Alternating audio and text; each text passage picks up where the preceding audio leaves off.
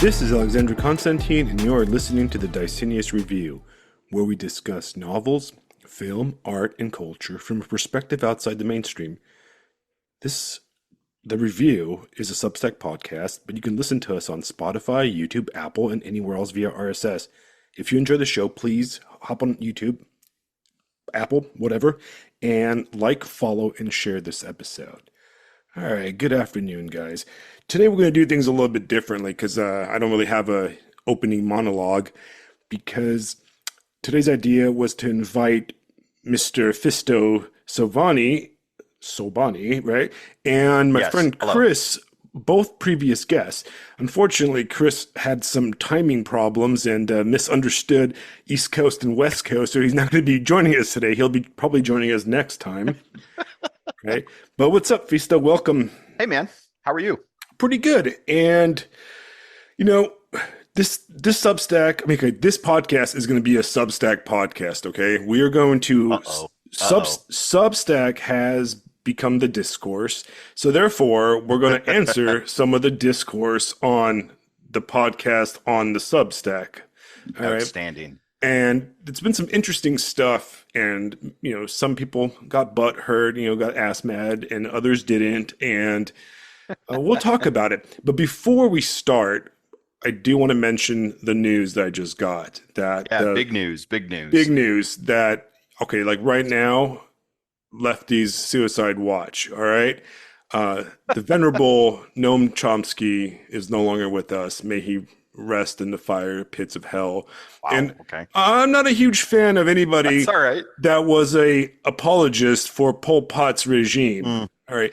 That's fair. This guy claimed he was an anarch and he fought for liberty and truth and, the common man, yet he carried water for every murderous left-wing regime in the 20th century and constantly fed that poison to his students and was considered an intellectual. Could you imagine Noam Chomsky on the right, somebody that would carry water for Adolf Hitler, even being allowed to speak or be a professor at a university? But Noam Chomsky, man, he can deny the crimes of the Khmer Rouge regime when we have thousands of refugees in my hometown of Long Beach from Cambodia, and this guy's like, maybe didn't try communism right. Fuck you, Noam Chomsky, okay? Anyways, I know you like him, so tell me about him. Like is probably too strong a phrase. Again, I'm going to approach things from the amateur historical perspective, so I'm going to throw a little fly in your ointment.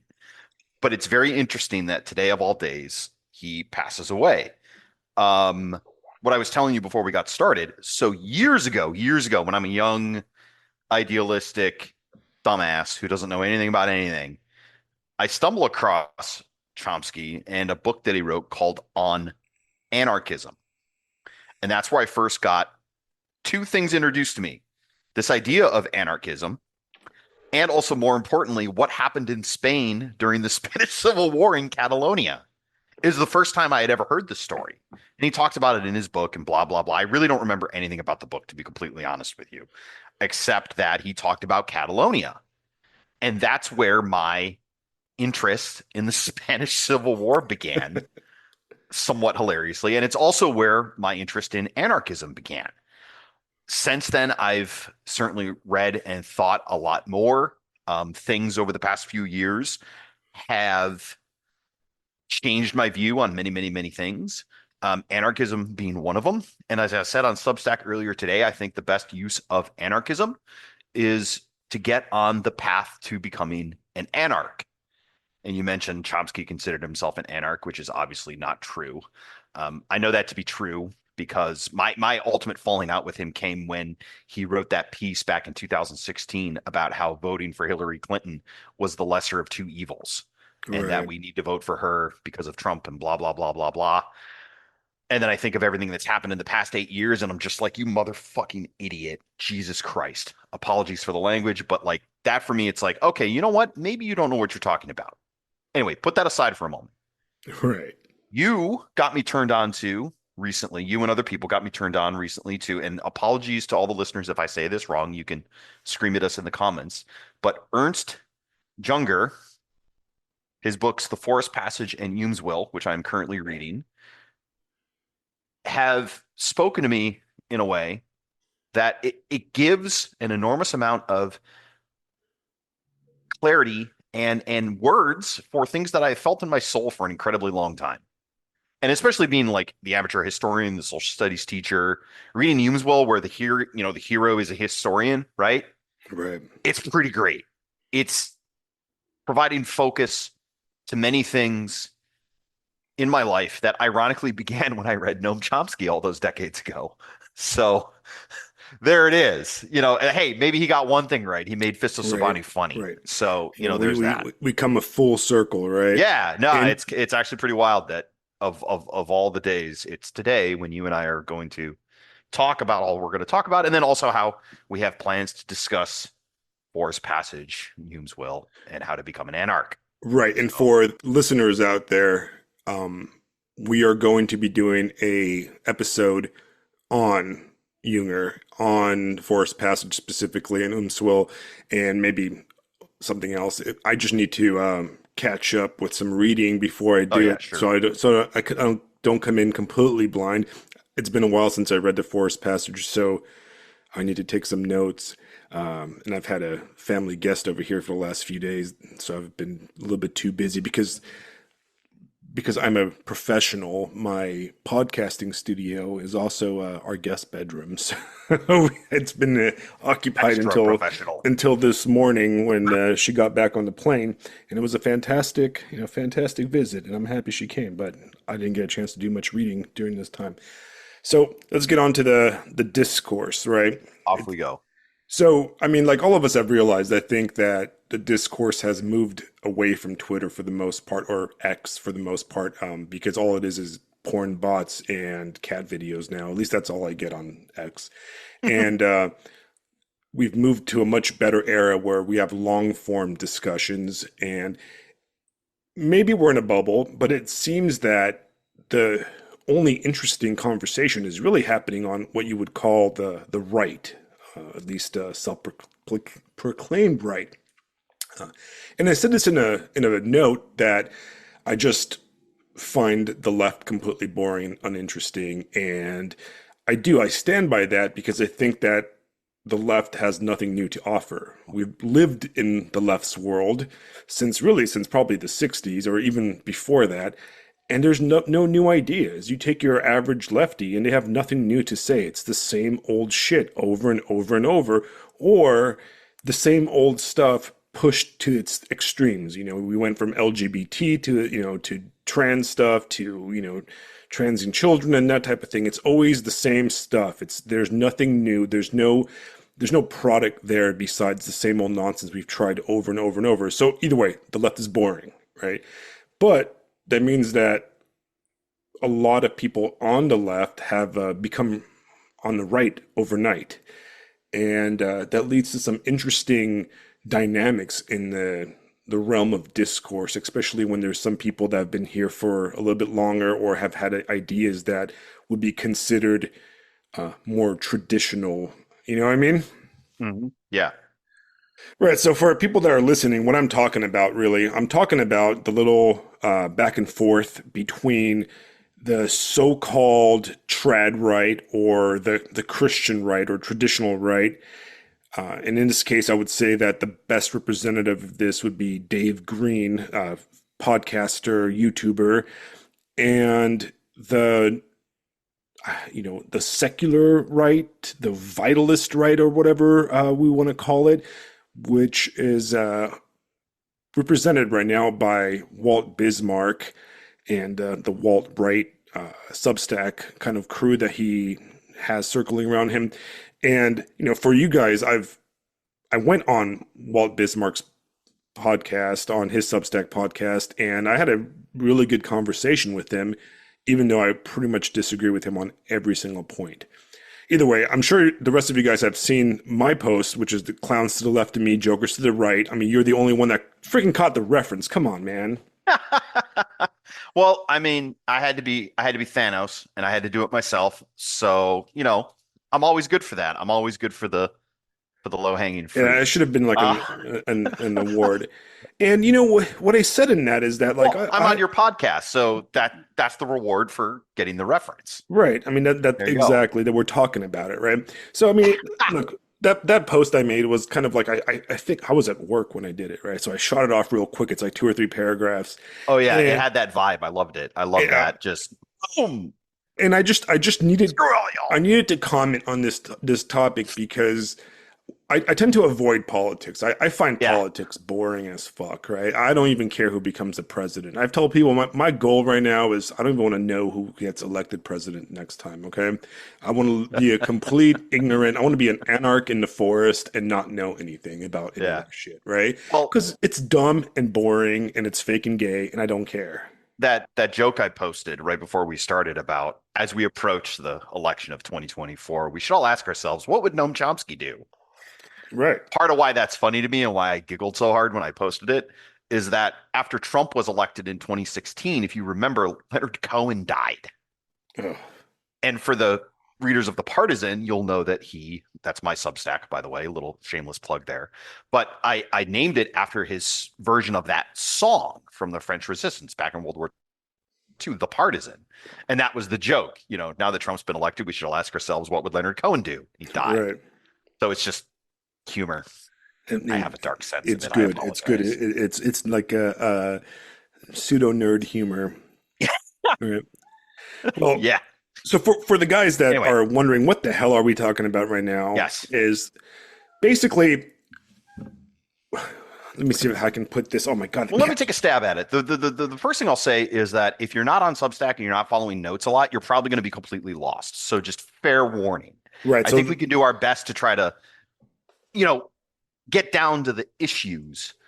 But from my perspective, I'll take my first stab at it, and it's probably going to be wrong. But from my perspective, is you've got these ideas on the right, you've got these folks on the right, which that's a very large space because at least in this country, you've seen like the political compass graphs and how it jokes that the only real left is in the upper left corner of it, like way up at the top, and anybody who's left of Stalin is, Pol Pot, Hitler, love child. You know what I mean? That's kind of like where we're at.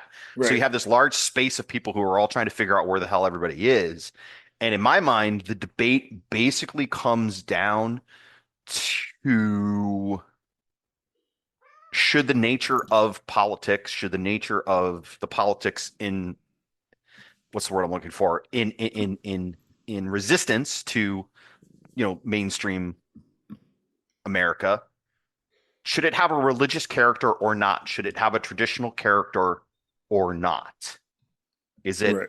purely reactive in some ways, or is it trying, or like I said, just the religious nature of it? I'll just sit with that. Should it have it or not? That's my take anyway. Right. And I think I agree with that take because ultimately, yes, the discussion is between the trad right, represented by Dave Green, and the secular kind of, I wouldn't say modern right, but the vitalist right, the Nietzschean Yeah. right, and Postmodern right. postmodern meme right, basically. Yeah. And Okay. I think this whole thing kind of started when a lot of people came at Walt Bismarck saying that, he's a grifter, he doesn't really have a plan, he's just an entertainer. So Right. he goes out and he posts this kind of this manifesto, right? Everybody needs a fucking manifesto, right? But he posts this Absolutely. manifesto and it's frankly fucking stupid. And Dave Green basically criticizes it in a note, and then Walt replies to it, and somehow a bunch of it turned into a big Christian versus non-Christian kind of debate, right? Yeah. And that's kind of where I come in because I am not in any way, shape, or form a trad right Christian. Okay, Right. I don't see myself as that. I don't even know what that means. I think that's kind of a meme. I think you're either just a Christian or not. Like it's one of those things, right? But I don't consider myself very good Christian to begin with, and I don't like to talk about religion because I'm not a priest. I'm not a theologian. Right. And if you base your opinions on a Substack podcaster, if you base your salvation of your soul on a 40-year-old Romanian who's currently holding this black cat that's trying to claw my fucking eyes out, right? Yeah. You have a lot of problems, right? So that's why I tend to avoid religion for the most part because I'm not really an expert on it. Yeah. But there's something about the antipathy that the new right or the secular right has, and we've gotten into a little bit of tips with people towards Christianity that's brought a situation where, like, if you're going to attack the Christian right, who's going to be your allies? The left? You know, if you're going to put forth a position that is indistinguishable from your average shit lib, with the exception of maybe some racism, who's going to be your friends? Like, whose side are you on? Do you know what I'm It's saying? I do. It strikes me as a incredibly hard sell to the vast majority of Americans living in the United States today. Uh, I know that I shouldn't take something specific and, broadcast it out to make a generalization, but I live in a small rural town, very conservative, very red, lots of Christians, everybody gets along. And I think about the kind of message that I see from these kinds of folks, just people looking at them like they're crazy. Like I was joking earlier, like I can imagine telling my students some of these things and some of the ways that, hey, young men, if you want to have purpose in your life, you got to do this and this and this and this. Like I picture very specific fathers that I know personally ripping my throat out, rightfully. How dare you say that to my kid? Like, what is Right. wrong with you? It would be not something I would ever do because I just don't what. And also, I would rightfully get what was coming to me completely. We talked about on the podcast last week about like, or what last, not last week, but the other day about that principal that was, presenting that thing to the kindergarten and like all that leftist trans stuff and this and that and the other Right. thing. I flip it around and I'm like, my God, it's the same picture. It's the Oh, same picture meme. It's the same kind of thing. Like this isn't something that resonates with just normal American people, right. with normal people that I know in my day to day. Right. Again, I shouldn't take something specific perhaps and generalize it, but there are a lot of small towns like mine. There just are. It's just Well, normal it folks who are it like, wouldn't hey, resonate. This kind of stuff would not resonate with the people I knew back in California and Los Angeles. oof. Okay. Okay, well, All there's right. that then. They Yeah, would all right. because let's be honest here. Okay. Um, we are terminally online, Yeah, brain poisoned, brain parasitical people. Okay. right. I'm sorry. It is what I am, unfortunately. Right. Yeah, it is what And it is. And I think sometimes we forget that the discourse we have, some of it is so far out there that Right. the guy across the street I'm looking out the window right now would think I'm a fucking lunatic if I even, told him some of the stuff we discuss on Yeah. Substack. He's instantly picturing Ted Kaczynski in the Unabomber. Right, absolutely. It's Get stuff the that I'm hood, like, put on the glasses, guys. All of the profile pictures on Substack are getting changed to some variation of the Unabomber. All right. right, Chris exactly. Best, let's go. Let's All right. do Make it. it happen, brother. Right. And, you know, I want to address not point by point, but it's some of the stuff in Walt's manifesto. But before I do that, I want to address the whole Christian thing, right? Because, and I kind of don't want to like beleaguer the point too much, right? Sure. A lot of, a lot of the secular right guys on there, right? In the little crew, it comes off as LARPing, all right? It Yeah. comes off Yes. as they don't truly understand For religion. folks, for the not online folks, LARPing refers to live action role play. So somebody basically putting on an act. Right. People don't understand, right? You hear Walt say a lot, well, politics are transactional and coalitional. Right. You can have, political transactions and deals and that type of thing within a system that shares, most values. But when you reject core values of the religion of some people, you're never going to be able to have a coalition, okay? Right. Because for Christians or Muslims or Jews or, whatever serious, religion people, the religion is not a suit you put on in the morning, okay? It's Right. not a costume, it's not a goth outfit or a punk outfit or an emo outfit. It is a way of life. And you do not compromise on ways of life. And it's not something you're going to remove because of a coalition, So there's some things, there's some core elements that you're never going to have an understanding about. And it comes to the point where you're never going to have an understanding and you're never going to win with these people. I'm talking about the more religious right versus the secular right, because from the perspective of the religious right, everything the contemporary secular right is doing is just shit lived light, Yeah. you When you were know? discussing when you were discussing how you can't remove parts of your identity, you can't plug and play different parts of what it means to be human. That reminds me of something I said last time where we discussed reified thinking, that we're things, that ideas are things, that humans are meat bag machines, to quote the Sam Harris idea or whatever that was. We're meat bag machines that are just dictated by chemicals and electricity and whatever physical mechanistic kinds of things drive us, right?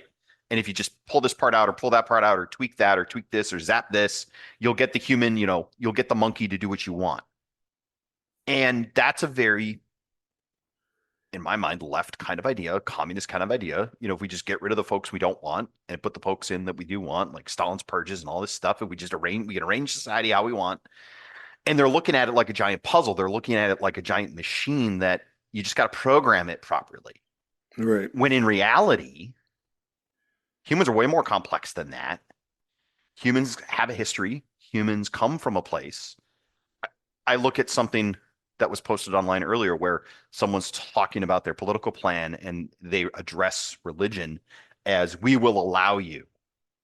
Right. That's the one that actually set me off. The thing Oh that's yeah, John Arcto, that was the guy. right. You will Anyway, allow me. You're like a 20-year-old kid hiding behind a flag profile, dude. Shut the we're fuck up. this is America up in this bitch. You're gonna allow me? Excuse me? Like you say that in this town, and the next thing you're gonna hear is the shotgun getting racked. Right. And Like it's not ha even ha that. ha ha ha, It's right? like, look, you're not going to accomplish what Stalin failed to accomplish, okay? Yes. You're not Stalin. You're not Mao Zedong. You're not Pol You're not Pot. as competent as those guys. You're not Right. as None of ruthless as those those guys guys. accomplished that. You don't have the You, drive. No one has the drive or the just raw ability and intelligence and ruthless, all those things. Yeah. Those guys were, oh my God, but they scoreboard, they got stuff done, right? It's horrible, but they got work done, didn't they? right. And you know what? It's obvious that that guy is a young dude, and getting into like deep debates with that guy is a waste of time because I understand his spirit, right? I do. I Yeah, understand absolutely. his coming, half cocked, guns blazing, and it's just it's silly, and that's the whole thing. Okay? The whole discourse is silly because Dave Green said it right. You can put down all these plans, right? Well, a 7 point list, point by point on what to do and what, all this political stuff, right? Right. Great. We can all fucking do that, right? It doesn't mean shit because you can't, you don't, you're not in charge, bro. You know what I mean? Right. How Like does it it doesn't actually occur? matter, How do you right? actually get it done? One thing I want to mention too, just as a side note, I suspect, at least for me, I've thought this, and you'll probably agree too. Part of what ticks us off, especially about like the "we will allow" stuff, like when I was that young, yeah, reminds me of myself a little bit. Oh gosh, I wish I could go back 20 years and shut that kid up. Right. But then I think now, okay, how do I address somebody like that, or how do I talk to somebody like that? I mean, I was talking to this about Andrew, the dad explains guy. We were talking about, do I want to just keep throwing haymakers until the armor cracks and then sprinkle some seeds in there.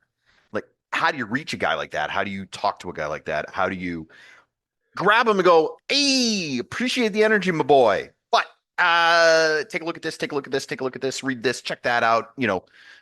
Don't make the same mistakes I did. Right. And I'm finally getting caught up on those mistakes in the past 5 to 10 years. Finally pulling my head out of my ass. Dude, I Maybe was that's an just life. I don't know. But No, it is. It is. I was an insufferable twat when I was like, all right. No, really? I would fucking slap the shit out of myself if I met me. All right. I was a obnoxious, like, know it all lefty, basically. I was everything I hate, Yeah. And I understand where I came from. I mean, I can see why I was there, but it took me a while to like get past it, and it took a lot of reading and a lot of understanding and a lot of soul searching to get where I am, because I was an angry 20-year-old. I was angry at life, and I was angry at a lot of things. But it goes back to what Green, right? Dave Green, right. The name. It goes back to what he said. So what are you going to do? What are you going to do about it? Right. What are you going to do? What's actually going to get done? You can say all kinds of stuff like, we're going to give reparations to all blah, blah, blah, black people. Okay, you are? Oh. Who the fuck are you? Right. Right? You know what I mean? Like, to be a little bit heavy on the cussing, but like, come on now. All right? Like, I'm sorry, dude. Like, who are you? Maybe if, Elon Musk was saying that, but it's just not going to happen, right? Because that's not how things work. That's not how politics works, all right? You can't just drop a manifesto and then be like, oh, that's what we're working towards. No, dude, it's stupid, okay? And the problem, and then I will address the actual issue, right? So Walt, look, and I respect Walt because he's doing something. And look, here is a note, okay, for people listening. I do not think Walt is a grifter. I would like not to think he's not a grifter, right? I think Walt is a bit of an autist, and I think he is naive in a lot of things, right? And I think he's naive because this is a guy that supported, the alt-right and Richard Spencer and stuff, right? And that was stupid, okay? Yeah. And I don't say it was stupid because I don't even know what they believed really, but if something falls apart because one fat dude runs over a fat liberal chick, I was going to say the whole thing causes everybody to disappear, right? Yeah. Maybe it wasn't that cool, right? Mm-hmm. You know what I mean? Like maybe you guys weren't that tight if that's all it took, to like run and hide from the man. Right. And I think that, the idea of white nationalism is a non-starter in the United States, and it's silly. But you know what? If Americans want to be white nationalists or black nationalists or whatever, more power to them. I don't care. I'm not an American. I'm a naturalized American. But you know what? Whatever you want to do it. OK. But I think it's fucking stupid because it's not realistic. It's just not going to happen. Right now. Now, what I have a problem with Walt's manifesto is that it comes off as very naive, right? It comes off as very childish and internet memey, which is great for a 20-year-old like Arcto or whatever. He's probably 20, 21, 22, but it's ultimately silly. What's not great about it is that it's wrapped up in some very poor advice for people like Arcto. Right. Yes, I've made the joke a couple of times, but to any fans of American sitcom shows, How I Met Your Mother has a character in it named Barney Stinson, played by Neil Patrick Harris, and it feels like Barney Stinson LARPing. You've got this guy with a high-powered job who's just banging chicks everywhere, doing the most ridiculous stuff you could possibly imagine, and if you haven't watched the show eventually explains and shows how deeply disturbed of a person this guy really is. Like it's almost like they're taking it apart a little bit. Right. And that's what it looks like to me. I'm like, that's not how to live. That's what makes him funny. Is that this is all just so over the top and ridiculous. This is not meant to be like a plan for life. Like, and at the end, and his character arc is actually pretty interesting. Like he ends up, for a sitcom, he ends up stealing the show because like this guy goes on a journey and he realizes by the end of it, he's like, wow, that was all kind of a lot of bullshit, wasn't it? Right. at least from my Absolutely. perspective. I Yeah, actually think, it's not to be emulated. That's why it's funny. right. And to go into that show, I actually love that show. A lot of people don't like it. I love that show. All right. I Yeah, watched every season until the very end, and I even liked the ending. Okay. I'm preaching to the choir here. Right. And that's because it is a show that really was kind of our generation shit, like Friends. Yeah, And absolutely. I don't know if it holds up. I need to go rewatch it. Maybe. I don't know. Maybe I will in like a few years, right? Yeah, But yeah, it's exactly it. The secular right position put out by these guys is basically Barney nationalism or Barney yeah, conservatism, and it's completely hollow. So right. in his first, and I'll actually get into that because that's a huge my huge point, right? A lot of the other points I really don't care about. Like I don't care about Israel, Gaza. I don't care about Yeah, you know Indian Americans whatsoever. I don't really care about any of that stuff, right? That's silly and it's stupid because it's like cool. You have no impact on that whatsoever. right. But the advice to young males and to young females is interesting to me because that's where we reached a culture, right? So a big point, and obviously it has to be the most important point because Walt puts it as number one, is to work on the interaction between male and female in this country, right? And then to make a real play. I quote him right now: "Make a real play for young men through a serious commitment to mentorship and full-throated embrace of barstool conservatism." Right?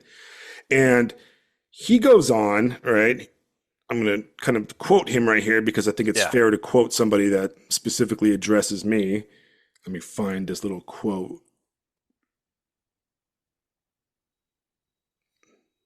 Oh man.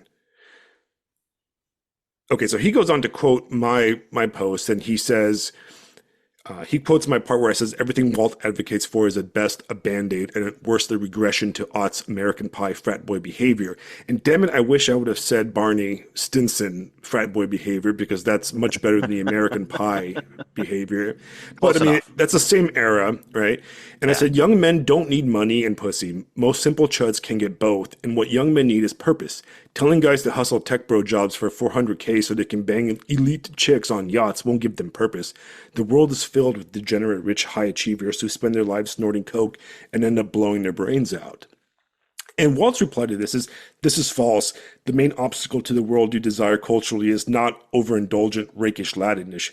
It's mass anxiety, post-Me Too cowardice around women, and a lack of agency and hustle in one's professional life. Zoomerman, How right. does somebody say that anxiety is the biggest problem we have, which I actually kind of agree, like anxiety is a huge issue. Right, mental illness. And then he essentially diagnoses the problem by saying, get back in the rat race, boys. Right. Chase that paycheck. Chase that.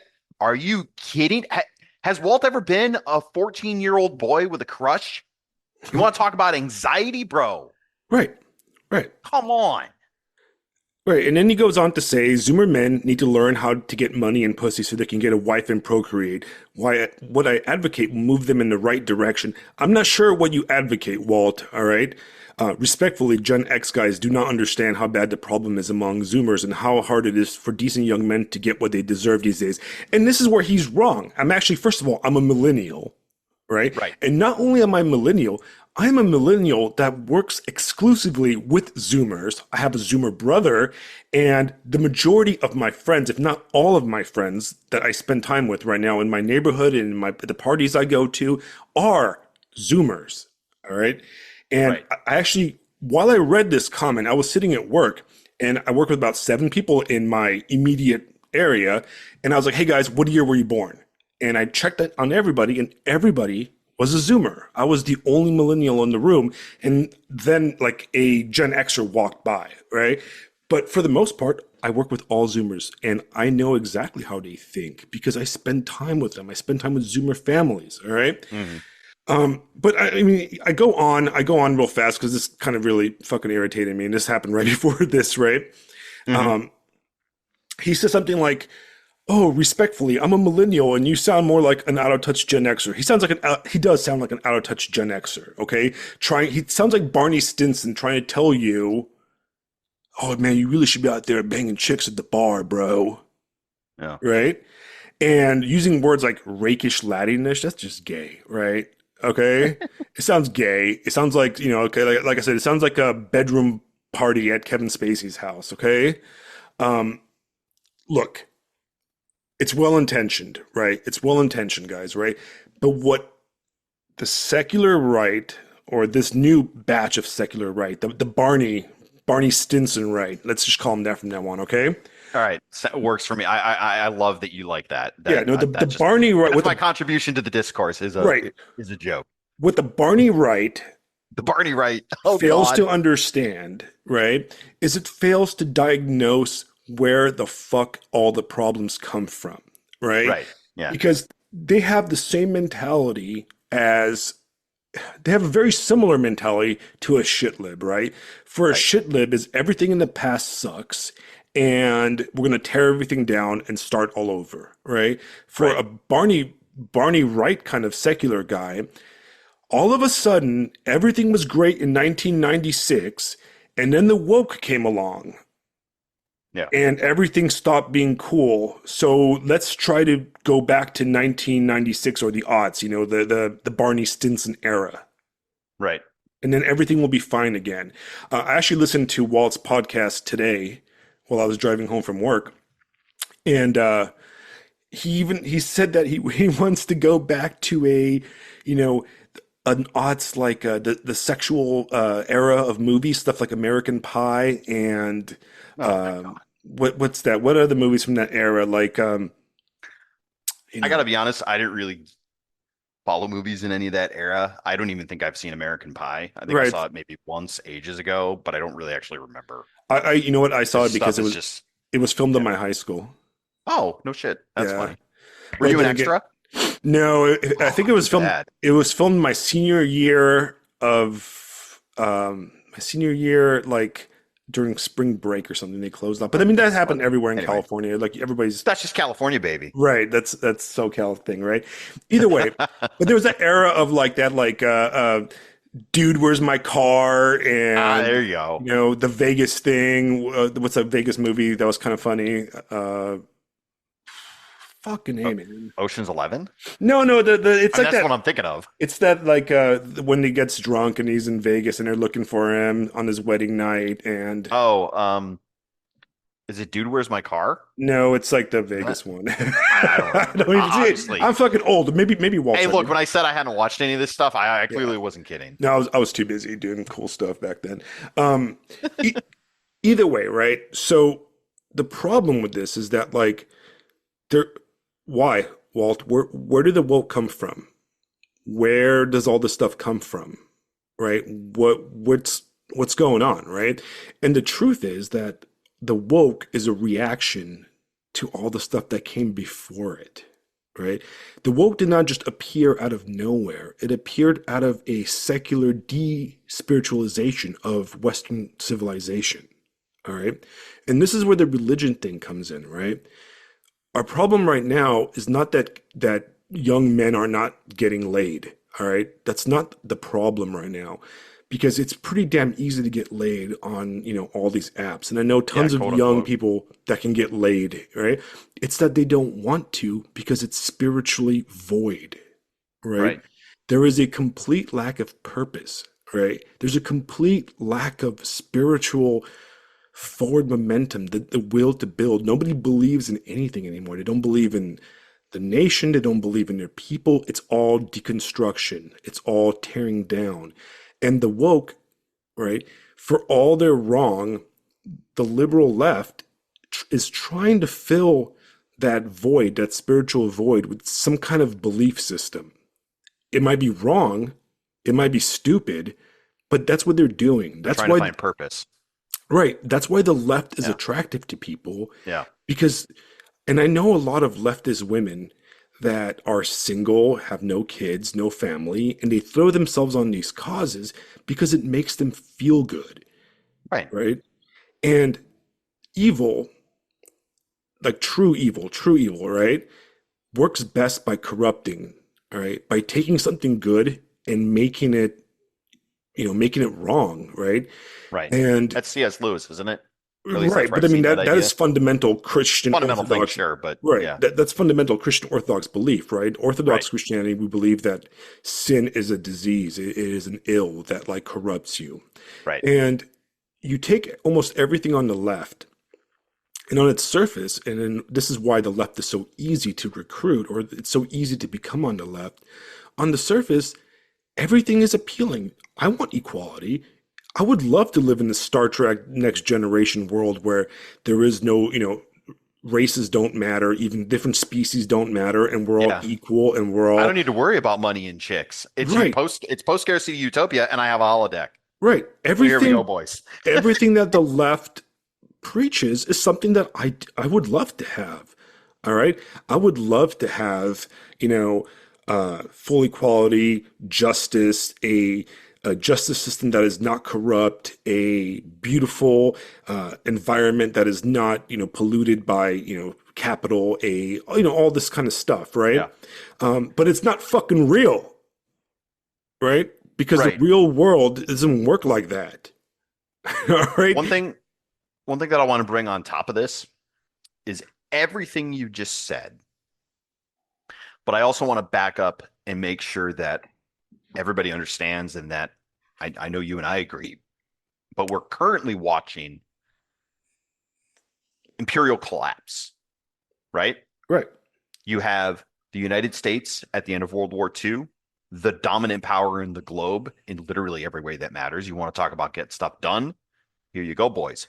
The vast majority of the world's wealth, an incredibly powerful military, and the technological edge with nuclear weapons. Here we go, right? We're going to make this happen. And even better, we had an ideological enemy in the Soviets. Right. Perfect. All right. So 20th century history occurs, right? This back and forth. We triumph over the Soviet Union. It collapses. And we think, that's it. Liberal democracy, right? Turbo America. Here we go. The end of history, man. It's the end of history, right? We win. We won. That's it. And we forget that history is a cycle.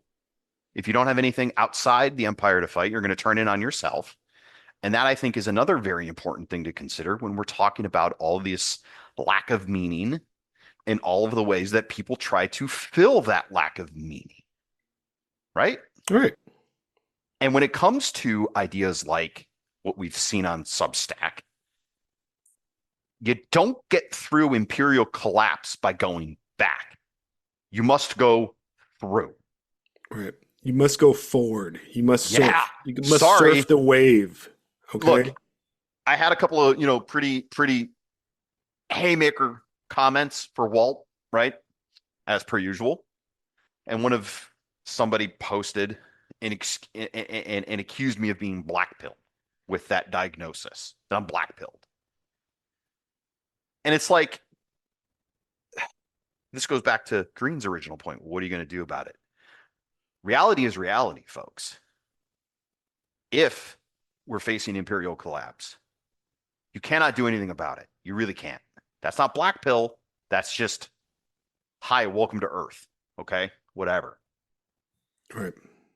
And when you don't understand that, and when you think, oh, the world can just, if I just think the right thing, or if I just go in the proper direction, or if we build this is all leftist stuff. You imagine the future that you want to have, and so it'll happen.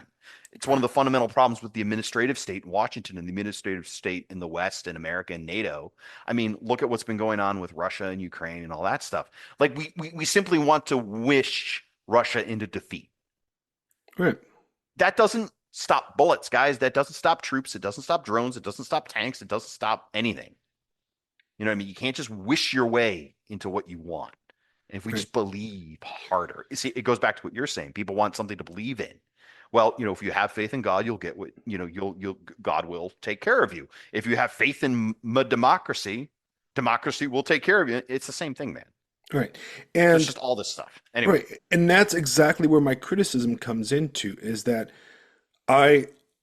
besides being a huge, Junger fan, I'm a Mircea Eliade fan, which I'll probably get you to read him next. Okay. Sounds good. All right. And, his big thing is that the his like kind of contribution to the discourse of the 20th century philosophical religious kind of angle is that his most famous book is called The Sacred and the Profane. And he talks about how men in the past lived in the era of the sacred, right? And the numinous, as in they lived in God, right? It doesn't have to be the Christian God, right? They lived Right. in God, in awe, right?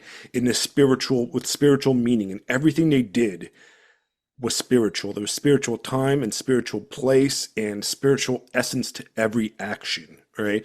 So, for Right. example, like the holidays, the Catholics and the Orthodox, for example, we follow the liturgical calendar. Those are all meanings. They're all important because they're spiritual time, and every action, whether it was there's spirituality to a marriage, a baptism, a birth, a death, all of it was spiritual, right? But the modern era, we've desacralized it. We've profaned the world, right? Commodification of everything. Correct. Everything's Uh, a commodity. Everything's a thing to be it, purchased and bought and traded and exchanged. Right. We live in an era of post-explaining where everything had to be explained, everything had to be broken down to widgets, to interchangeable parts. Source, Right. source, source. Right. Source or if we only like you were saying earlier, if we only remove this one person and input this person, inputs and outputs and mechanical nonsense, right? And we live in a world where we are, you know, we're we're treating stale. the world we're treating the world like a factory. Apologies to my father who will listen to this. I love you dearly, sir. But too many people, and this is not a knock on him or his business or anything. He used to work at General Motors, right? In the factory. Right. These thoughts, the things that we're discussing, parts and this and moving around and this and that and the other thing, that works in a factory because that's what a factory is. We've taken the factory and we've decided the entire earth, all of life is just this giant factory that we just need to figure it out. And if we put the parts and we put the people in the right place, it'll magically work. And it's our models and our understanding of the universe is nearly not enough to do that. Right. To It put it in the is religious way, we're not God, guys, and we never will be. right. It is left brain thinking. Right. Right. It's thinking that you know enough to tweak reality. Right. It is Spoiler, you don't. right. It is left brain thinking, right? Because we live in a world, okay, like look at it this way. We are fundamentally unhappy as a people. All Yeah. right. Our community bound, or community like binding has fallen apart. Our communities have fallen apart. Our clubs, we don't bowl anymore. Our culture, everything has fallen apart, and it's been replaced by, Apple and Google and Twitter and all sorts of nonsense and parasocial relationships, and we are fundamentally unhappy. The children of the people from the aughts, like us, or we are those children from the aughts, are fundamentally unhappy people, right? And Walt's saying that we should go back to that, to where dudes are sleeping with chicks at bars and stuff, is fucking ridiculous. We're, It's we're here because we did that, bro. We the did that. idea. The idea is wrong because it's too small. Right. The diagnosis is much too small. Right. And I am not a person to be a prude, right? And I will, Right. if some of my friends I got listen no to, room to be a prude. All right, right. if people That's all listen I'm to saying, this bro. that know me, they're going to be like, "Oh my God, Alex is a moral This fag." guy. No, I am not a moralizing whatsoever. I was a giant piece of shit in the aughts, okay?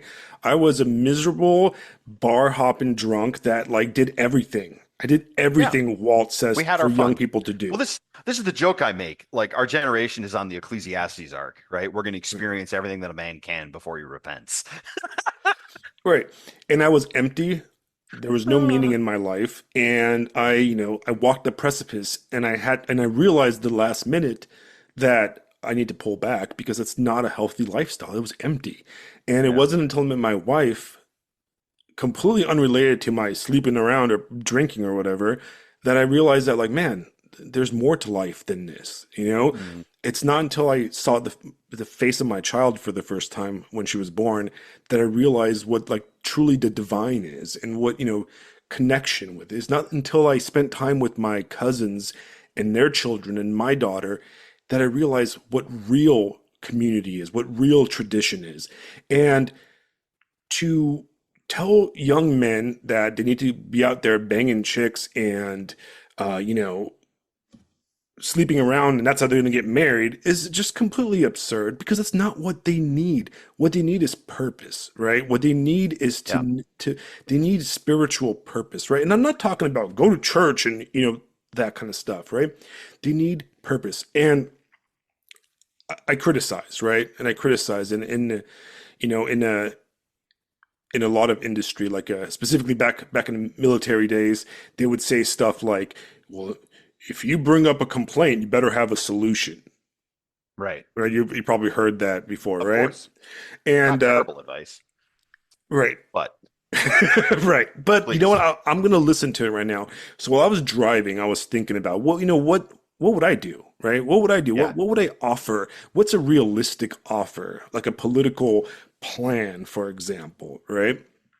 Well, in a way we're doing it, right? We're doing this podcast, we're talking about this kind Yeah. of stuff, right? And I hope that some young people listen to me. And I do talk to people at my work and I talk to people in my neighborhood, and you know what? I'm happy because some of the people around me are Zoomers and they're married and they have children and they have fulfilling lives and fulfilling careers, right? Telling them to become Patrick Bateman Bugmen is Is it not going to work? Right. not going to work I because Bret have, Easton Ellis wrote that novel as a satire. Patrick Bateman is the bad guy, yeah. and he's a miserable fuck. Yeah. Right. I have a thought on what we should do, but I need to take an old man break. Oh, So give go me like ahead, go 2 minutes. for it. All right. I will be right back.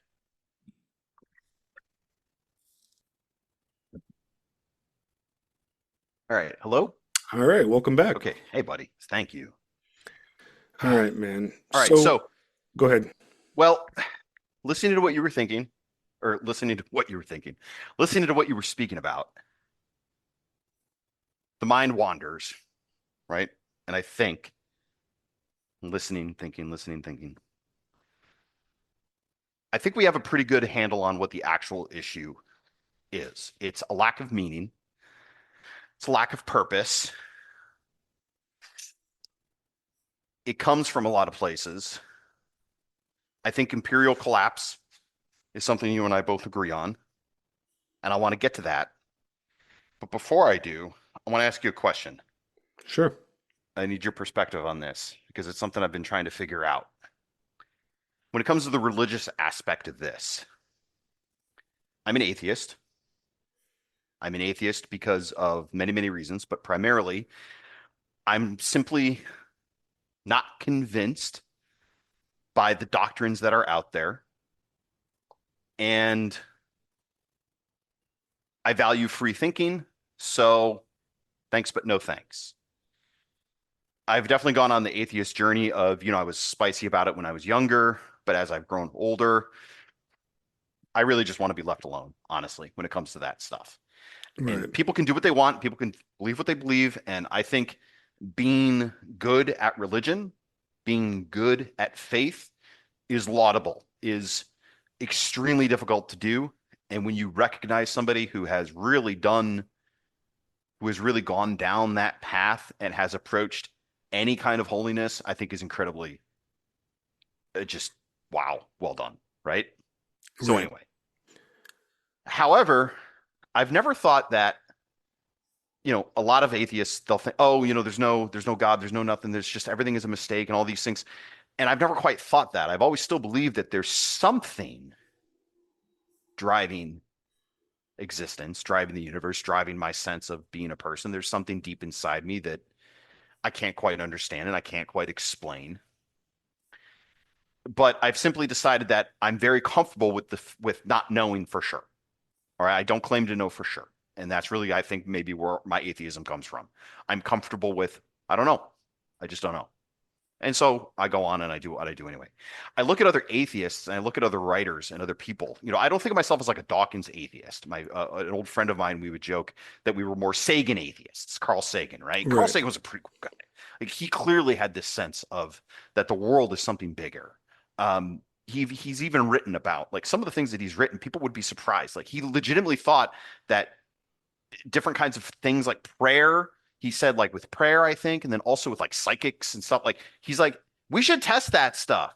We should figure out actual pure, rigorous scientific like to figure those things out. And he admits in his writing, like, obviously I can't say that because people don't want to hear that.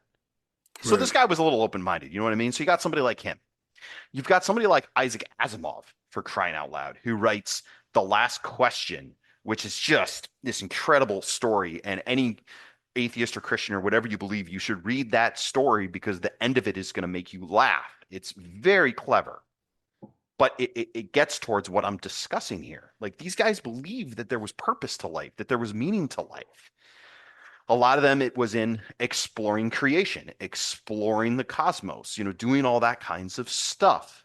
It reminds me of Galileo, who very famously was like, guys, we have to use our brain. You want to talk about heresy, guys? Not using our brains to figure out the things the Bible doesn't talk about. That's heresy, guys. Right. He gets pretty spicy about it. Okay. So, Alex, what the hell happened? Where did all these atheists go? Where did guys like this go? Is it, I know that some people are going to say, well, that's just what happens when you take God out of the equation and things. I'm just like, I, I don't, what's the answer, man? Because I haven't found anything that really satisfies me. Well, so What the hell I happened? guess so. I guess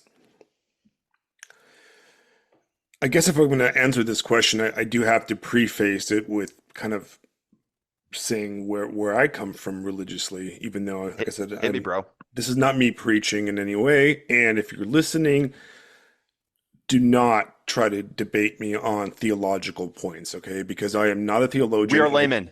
I do not speak for No. the Romanian Orthodox Church or the American Orthodox Church or the Russian Orthodox Church or the Greek Orthodox Church or any of the Orthodox churches that is. So I was born in I only Romania. speak for Fisto, and even then I'm a layman. Okay, exactly. Okay? I only speak Got you. as Alexandra Constantine. Not I am not a Not holy Pope fool Constantine or the a First. theologian or any of that. Okay, not a bishop, Right. not a priest.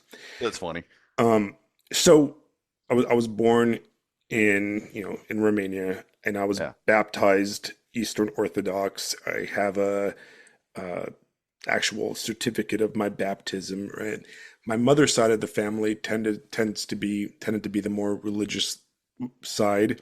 My dad's side, it was the Russian side of the family, which they tended to be more just communists and very atheist till more recently when they've changed and come across. But I was basically raised completely secular, completely. I was raised by engineers and academics, and when we came to the United States, there's not a lot of Orthodox churches that aren't Greek, so we never really went to any. My mom was she was a American file. What's the best word for it? Roger Scruton would Sure. call her Fan of well, America. well, she was a fan of America, and Roger Scruton would call her a hater of her own country, right? My Okay. mom wanted to disconnect from the old world, from Eastern Europe, from Europe as a whole, and she fully embraced being a Californian. And to this day, she is a Californian, a proud one, that is. So we never connected with our ancestral roots or whatever. There was a Romanian church, for example, and we never went to it because my mom didn't want to be around Romanians. So Right. I don't Yeah. think I met a Romanian outside my family until I was like 20 or something. Right. Uh, so I was an atheist. In high school, I became somewhat of a hard atheist for a while. Well, no, okay, Yeah. no. In middle school, early high school, I kind of fell into hanging out with some people, mostly because they were girls, right? And I went to this like Protestant youth group, and they had like a lot of them were musicians, and they taught me how to play guitar. And there was a bunch of really attractive girls that went to this youth group, so of course I Yeah, went, buddy. right? Yeah. And I tried my best to be a Protestant. I tried my best to believe, but I didn't. I was the constantly questioning guy there. I actually smoked cigarettes behind the church and that kind of. I was just a degenerate, right? Scandal. Scandal. Right, scandalous, right? But I never bought it. I never bought Protestantism. I never bought it. Just it didn't do it for me. And around the end of my high school, my father came down with cancer and he passed away. And I became a hard atheist at that point. I just was a very Hmm. angry Yeah, individual, naturally. and I felt like the world just was garbage and everything went Yeah. wrong, and a lot of things went wrong around that time in my life, and I became a very nihilistic, hardcore atheist. I was never a Dawkins atheist because I found it a little bit too academic Yeah. and British. Yeah. Uh, I was more of a what's his name, a Peter Hitchens guy. I liked Peter Hitchens. I liked Yeah. his literary approach to atheism, and I liked how he used to smack down like Muslims and feminists and that kind of thing. And that's kind of where I was. I was a Hitchenite more than anything. I could never stand Sam Harris. I remember a friend of mine gave me a Sam Harris book, and I was like, Never, "Ooh, yeah, dog, never stuck with me at I all. always found it like to be like Felt atheism flat. light, the Yeah. Buddhism of atheism, basically. Like you Yeah. could go do some yoga there, bro. Um, but Yeah. I never fell into being like one of those like spaghetti monster guys. But I was just a hardcore atheist. I had no belief whatsoever, and Right. I adopted a lot of the mannerisms of disliking the woo and that kind of crap, that Hmm. atheists did at that time. But how I came back to how I came back to religion is interesting. It was when I was in Afghanistan. So I went to Afghanistan. I was with the infantry during the 2010 Obama surge, and I was a U.S. Navy corpsman, a medic for people listening, right? I was a corpsman. I was a medic. If you ever watched that movie, Flags of Our Fathers, the main character is a corpsman. That's what I was. I was an Hmm. infantry medic, and I was belief wise, I was an atheist shitlib, basically. All right. And I Right. was there because fuck it, I want adventure, right? Yeah, why not? Right. That's my main reason. I It'll be a wanted laugh. It'll be adventure, a right? laugh. I want to go fight a war because I was Yeah. drinking and partying and dropping out of college. And then I decided, you know what? I can't stand fucking academics. I want to go and fight a war. And Yeah, there's a do the war. most So, unacademic thing possible. right. Go fight a But war. because I was a liberal, I was like, you know what? I'll be a medic. I'll save Yeah, yeah, lives yeah. instead of, right? Yeah. Chicks dig medics, right? I don't know, do they? They do. Um, They do. they do. That Let's play Doctor Baby. little red cross, and then of course we have Oh, we had the adorable. little caduceus, the little snake wand and everything. All right, Yeah. Dude, esoteric. you're basically Hawkeye Pierce. Just Basically, nice. I was basically Hawkeye, right? Outstanding. Outstanding, sir. So I'm sitting there, and without going into details about that, this is during the big surge in Helmand. I saw pure, uninhibited evil, Yeah. Oh, yeah. right? Just pure fucking evil, When you right? said surge, you mean Obama's troop surge, right? Right, correct. 2010. That Yeah. was the If I big, recall correctly, that's my best friend was sent because of right. that. So Uh, he was an MP over there. Anyway, right. continue. That Sorry. was the era where almost everybody you Oh, talk to is either in that era or in the earlier era of like the Fallujah era, right? yeah. Um, but Anyway, I just saw evil, and yeah. it shocked my liberal sensibilities because one of the core elements of the liberal sensibilities is that, well, they're not. It's the Noam Chomsky thing, Right. right? Of the whole, well, it's relative. If you lived there, you'd be uh you'd also be a Taliban guy or whatever, fucking Right. goats, and Which might be murdering true, but fucking children, right? yeah. And I Right. saw stuff outside what I would consider the Western Christian perspective that was Yeah. so evil that I never believed there is no good, right? It is not a relative. It was just pure, uninhibited evil, right? Right. And If this is relative, if this is just relative, then I don't want to. Yeah, you're like, forget it. right. And Sure. I wrestled with it for a very long time afterwards, right? I Yeah. wrestled with Sure. it through different, living in different places, getting married. And Of course. the reason I wrestled with it is because I cannot deny the fact that I saw evil, right? Right. And I'm not talking about like political evil, I'm talking about just evil, right? And Right. because of that, it's difficult because I saw it above and beyond the natural, if that makes sense, It right? completely does. Right? No Absolutely. animal can be evil like this. Right. Only humans Yes. can be evil, Yes. right? Absolutely. And there is no secular explanation for it. Well, there was not one that I found, you know, I could There not wasn't find a, one that could convince me. it sounds like you're like the almost the mirror of myself and my own journey, where none of the secular answers they just did not satisfy you. Right. They're unsatisfactory. Just no, this is just wrong. This does Right. not. It doesn't pass the sniff test for it doesn't pass the sniff test. Right. And I tried reading back on the more Protestant end of things, right? And I was like, no, I have a lot of issues. Like I said, I don't want to get into denominational debates, but I do have a problem with Oh, but those with are so fun. Just kidding. No, I I don't. have a problem with, I don't, young Earth creationism and what do you call it? Sola Scriptura and that type of thing.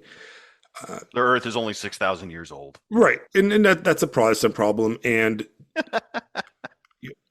we can talk about that on a different Moon podcast, landing right? for it's moon landing hoax for Christians. Right. I don't even want to hear it. I do have a problem.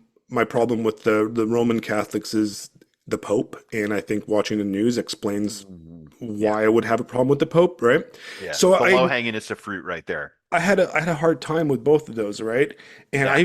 I even spent some time traveling and kind of like soul searching, I went to Japan and I lived in Japan for a while, and I would go to the Shinto shrines and the Buddhist temples, and I really studied Buddhism, and it left me empty. It left me with nothing. Sounds And like okay, it worked. Just kidding. Just yeah, kidding. well, yeah, exactly. It My worked, Buddhist right? shtick right there. There you go, Right. folks. That was the problem, right? That it worked too well. Yeah. Well, Well, there you go. so it was interesting because through the internet, I started meeting people and I was talking to people about religion. And there's a really fantastic writer, Sky Hernstrom, who is a friend of mine. And I met him through, I don't know, like a chat, but he's a Pylon Press writer who I've had the Pylon Press founder and lead editor on the podcast, Neil, earlier. Him and I would talk a lot about his mindset was very similar to mine, kind of a mystical path. And when we started kind of looking into orthodoxy, and something snapped in the back of my head, and I think the person that really kind of helped me with it was our mutual friend Alexander Helene, the Greek, right? Yeah.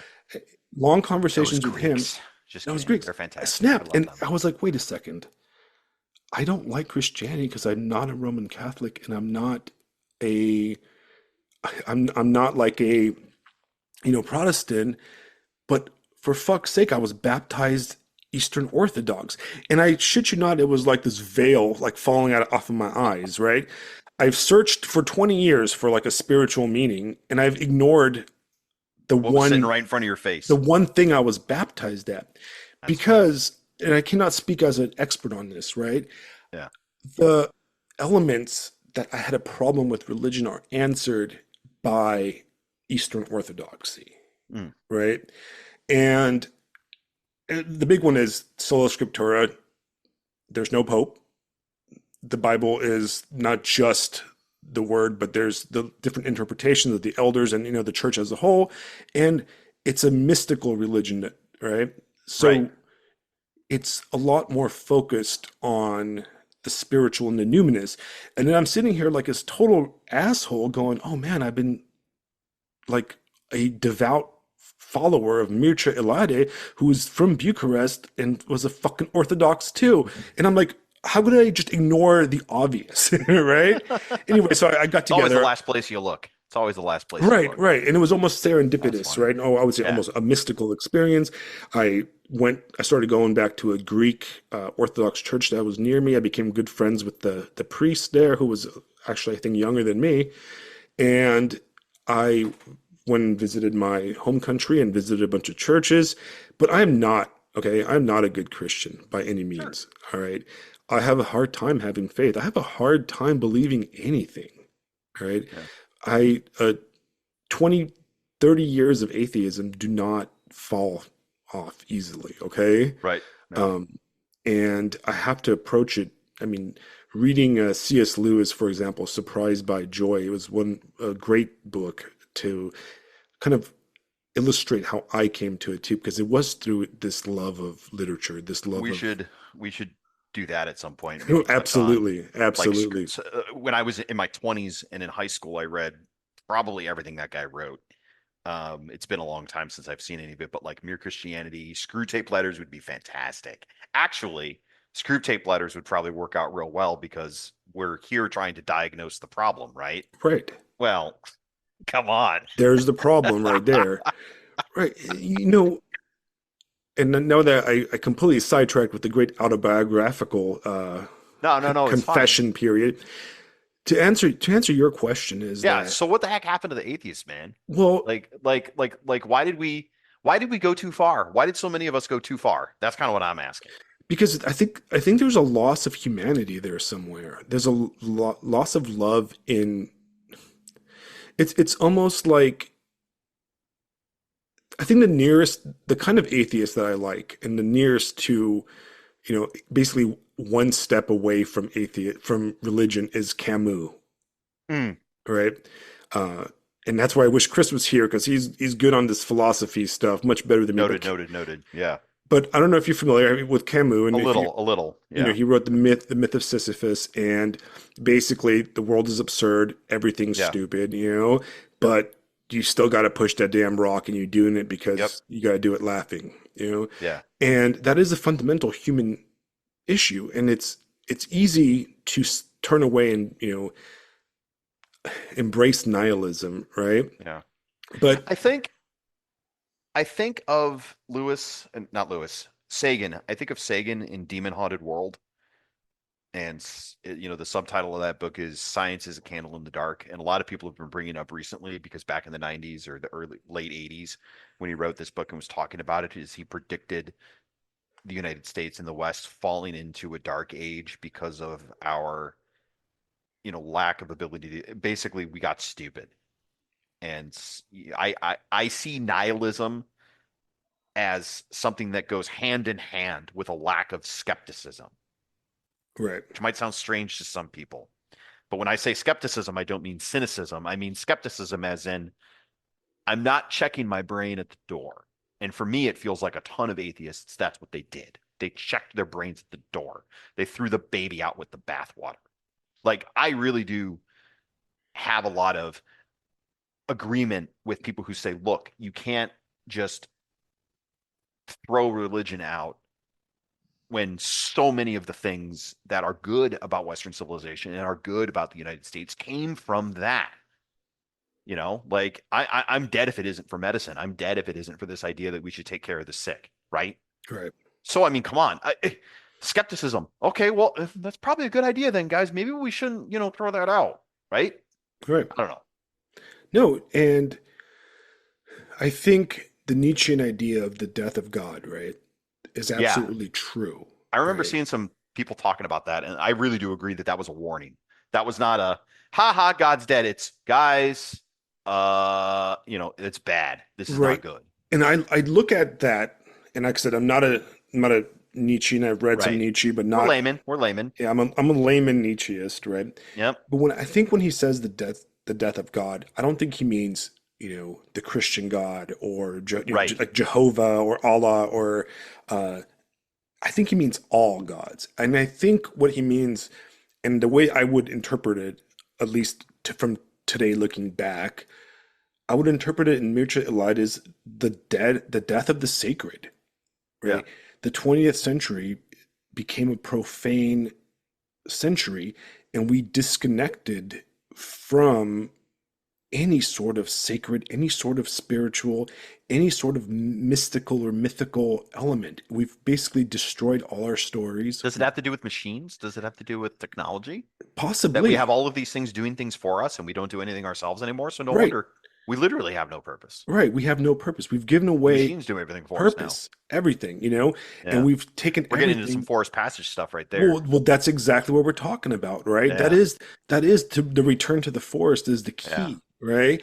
And what it comes down to is we've adopted a materialistic world where we are indistinguishable widgets that don't matter because life doesn't matter. There's nothing after life, and all that matters is pleasure. And can I rub my dick on your dick? And that's all that matters to people now, right?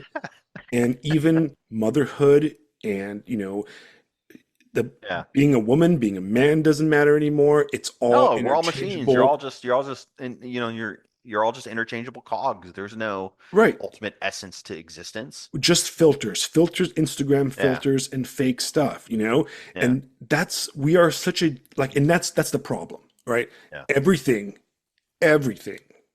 all right, that's wrong with the world today has its basic, like, genesis in this disconnect, right?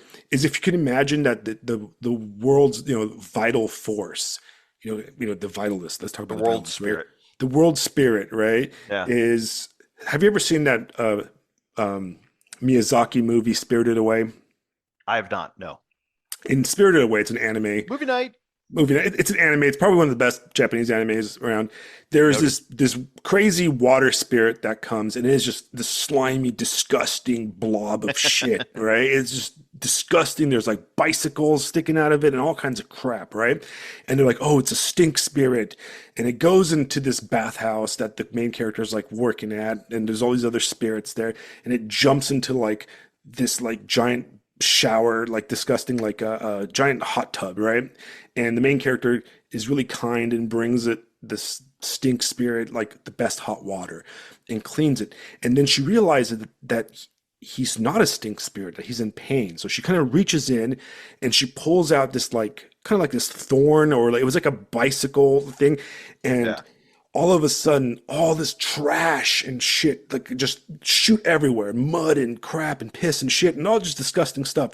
And then this thing gets cleaned up, and it's this beautiful water spirit, this river spirit, and it thanks her and it like flies away, right? Thank you. Bye. And I feel like that's our world right now. We are like spiritually blocked. Like there's a thorn somewhere and we don't know how to pull it out, how to let that energy flow, that spiritual, like, I don't know. It's, mumbo jumbo here. How do we That's why I'm fix a it? bit. What is to be done? What is to be done? Well, first of all, I think number one thing we have to do is reject materialism. All right. Yeah. And turn inward. That's what we have to Yeah. do. We have to I turn agree. inward, Turn inward. Yes, absolutely. not look. We have to realize that like all the stuff that everybody told us will make us happy will not make us happy. Stuff does not make us happy. It Right. will never make us happy. It's never made us happy. Right. iPhones, VR, none of that No. shit is going to make us happy. All right. No. None of that stuff matters. All right. It's just We're material. not biologically, our DNA isn't coded for iPhone make happy. Right. Right. It's just like like sex, for example. It Yeah. feels great, but it's meaningless without a spiritual element to it, of love, of even Right. attraction, even romance, right? Right. If people aren't having sex, not because they can't have sex. They're not having sex because it is empty. It is a transaction now, right? Right. If you're meeting up with women and hooking up over apps, you've just made a transaction with somebody, and Right. it's lost all the energy. It lost all the vitality of it, right? You're And that's kind reminding of me why you reminded me of Brian May saying astronomy is a lot more fun when you're not an astronomer. absolutely, right? That's what it is. And to go back to Walt, right? He even criticized me and said, "Oh, you should teach these guys how to, most guys like to work in an office." No, that's No, the problem. oh my God, no. Did you see that? Did you see that? Look, I didn't see that, but has Walt watched Office Space? Right. Literally just go watch that, bro, and you'll understand everything. Right. So his answer is to be a Kafkaesque bug man, and then slither your bug body to the bar and rub your bug penis on some chick, and maybe you'll marry her, and then you'll hustle some money out of your corporation. That is an empty existence, right? I would rather be a homeless, so what do you tell young men? Go out there and fight and fuck and have a good time, right? Forget money, right? In 10 years, a nuclear war can explode, right? Go out there, create art. I'm going to talk about that. Create art. Find spiritual, climb mountains, okay? If I were to tell a young person, hey, what should I do? Go climb fucking Mount Fuji, all right? Yeah. Go do it, right? Go camping, go swimming. And, here's my solution, right? So here's a political point, right? The dumbest thing the right's done in the last 50 years is concede environmentalism to the left. Oh, geez, yeah, All right. absolutely. I'm a big fan of Edward Abbey, right? And Desert Solitaire. I don't know if you've read that book. I haven't. No. Recommend it, right? It's about his time spent in Zion National Park as a Ah, park ranger. It's a beautiful book. I know. And No, I know Zion. Yeah. and Edward Abbey is, I mean, I would say he probably fits squarely on the left in his era, but he got hated on by the left because he was an anti-immigration leftist because he thought that a bunch of filthy immigrants coming into the United States would ruin the national parks. Um, blah blah blah blah blah, whatever, right? But anyway, But the right in its materialistic embrace of materialism, right? And that's where my main critique of the right is the complete embrace of materialism is what brought us down. yeah. Gave up on environmentalism. And there is nothing. The forest, the oceans, the mountains, they are God's cathedral. All right? Yeah. They're Yeah. John Muir, God's we talked gift about to this us. last time. Exactly. How Talk do you about what men need. how do you give up protection of that Yeah. to the leftist? How do you Right? give up How do you give up stewardship of the earth? Right. And then The you get earth, our these birthright. Trump Seriously? these Trump chuds driving around with nuts hanging out of the back of their truck in Florida, Yeah.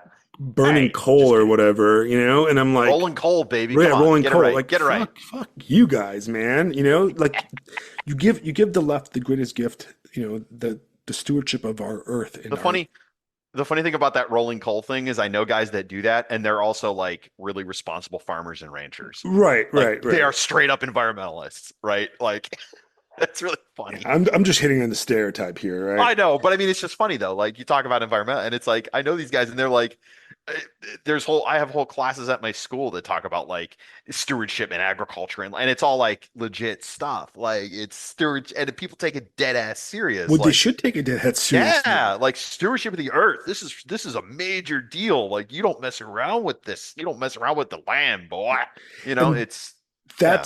that's what I think Oh, that but you're rolling coal. Come on. yeah, that's what I Coal think came out that of the ground. Don't worry about it. No, yeah, I'm it's teasing you, but natural. yeah. That's what Yeah, I it's all think natural. that the new right or the modern right can focus on, right? Yeah, So like what I yeah, mean by that is like instead of telling dudes to go to the bar and pick up on skags, right? right. Go climb Pikes Peak. Go climb Pite's March the motherfucking Appalachian. peak. Yeah, Exactly. hike Get the Appalachian involved. Trail. Get involved in, the conservation societies, all right? Hey, Volunteer for animal husbandry stuff, for the national parks, all that stuff, right? Because your home is the number one place that matters. If I'm going to people share an love, anecdote. I'm going to share an anecdote. go for it. This was a formative experience for me, and I think it explains why I was able to. Now that we've spoken, I feel like it was able to keep me on the path where, even though I don't believe, I haven't fallen into despair. And it was in Canada, in a place called the name escapes me. French River. There it is. French River up in Canada. Hammerhead Bay, I think is what it was called. But this is the kind of place like it's 12 hours north of Cleveland, and then you're taking 45 minutes by boat, right? Up a river to get to this cabin in the middle of nowhere. Okay. Just to give you an idea how remote this is. So this is up in the wilds of Canada where Lisa lives. Just kidding. Right. But I remember I can close my eyes and picture it. I'm doing it right now. I can picture the Milky Way. And it was the first time I ever saw the Milky Way. And there's no light. This is something Carter talks about, John Carter.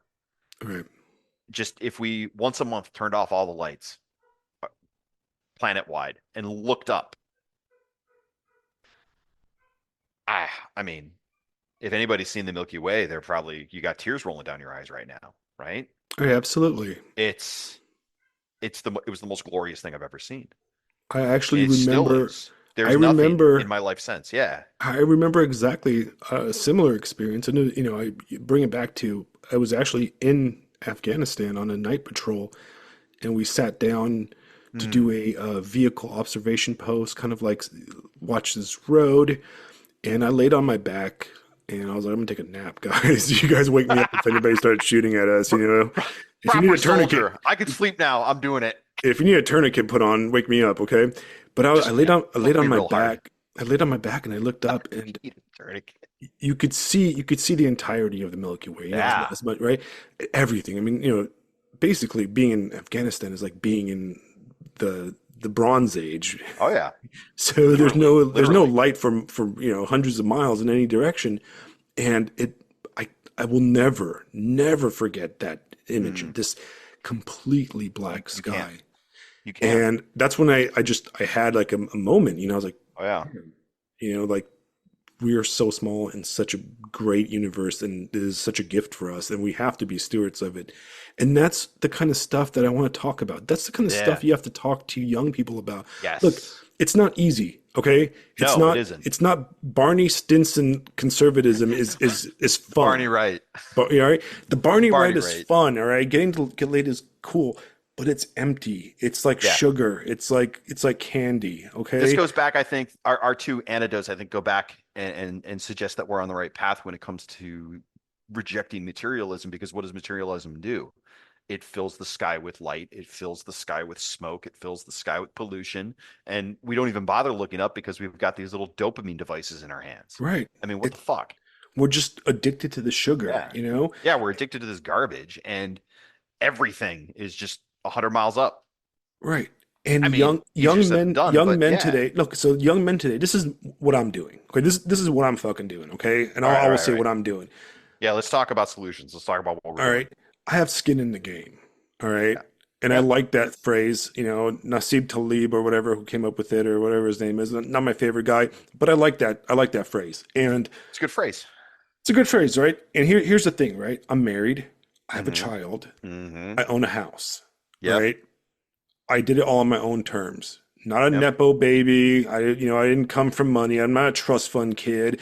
I'm not some tech bro who makes 500K or whatever. I just work my ass off to be able to, you know, and I keep my wife, you know, she's a stay-at-home wife. She Mm-hmm. homeschools Hey, good for you. and she's Good. part of tons of organizations. And, you know, we just had a party for my kid's sixth birthday, and there was like 40 kids here and families, young families Mm, together, and we spend time together and we grill, we barbecue, we help each other out, right? right. So I'm there. And what I by doing that, I'm showing the young people around me because I invite my Yeah. work friends to my, hey, come over, you know, help out. I'm showing them that that's what you can have, all right? Right? And it doesn't have to be, you don't have to, you know, drive a Porsche and own a luxury condo in Manhattan before you get married. Okay. You can get married in the middle of a war. All right. You can get Yeah. married in the middle of fucking the apocalypse and it's still Oh valid yeah. because that's still, because it's a spiritual union, not a Yeah. financial union. Okay. Right. And I don't have candy to feed you. Okay. I don't. It's hard. Life is hard. Marriage is hard. Having children's hard. Sometimes it's not fun. Sometimes going to work sucks, right? Yeah. But if you're true to yourself, it's all good. Yeah. You know what I mean? You're right. It's not candy. It's like an actual meal. And that's all I have to offer, which is not as, you know, it's not as fun and exciting and it's not as, you You know, have you neon have lights.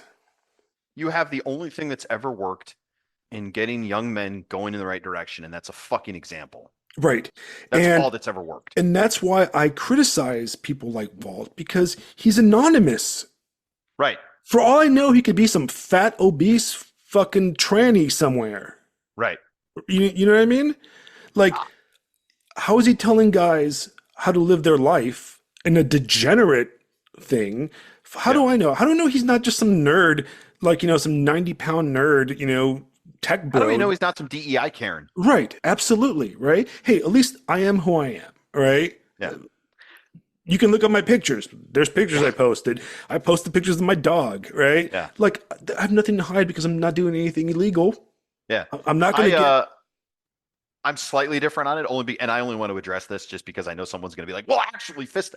Like, obviously, I'm using a pen name. Obviously, I don't have my face. Part of that is that's simply where I draw my line as far as privacy is concerned. I right, also think having a pen name is freaking hilarious. I mean, it worked for George Orwell. I right, have a massive fucking ego, so I might as well do it too, right? right, But the point of that though is that I'm clearly a real person also. Like I talk about things, and if anybody listens to me or reads me or sees these, they're like, yeah, that's a real guy in a real place doing real things. right. And I want you to finish, but then I want to offer what I'm doing. Right. And that's the thing now. Like, look, I don't have a problem with anonymous people, but when you're giving Right. advice and telling people Pen to name. do stuff, Yeah. right, there has to be a level of skin in the game for you. Right. All I'm not right. talking about, oh, hey guys, you got to go out and this and that, like looks, because none of you know what I look like, so Right. that's why I don't talk about that shit. Right. It's like it's really easy to tell, every fucking online, trad bro scammers like, yeah, you should get a fucking wife and go live out in the woods and, build a cabin. Fuck you, you know? Do you remember that one guy that ended up I like murdering those people cheeseburgers. or I don't want to go whatever? out in the woods. Wait, Yeah. say that one more time. Sorry. What was that one influencer guy that was like the all trad right dude, and he's out there living in the woods, and then he ended up being some psycho that like busted in and shot up that he wrote that book, I Mm, think. I don't know if you it's not remember. ringing a bell. It It's was a not ringing a Twitter. It was a bell. Twitter dude, trad guy went crazy, shot up a I mean, bunch I of believe you, people, but and a cop yeah, shot I him. can't think of it. Right, I'm thinking of that one dude that went into the woods and sent bombs in the mail, but that's a whole right, separate thing. right.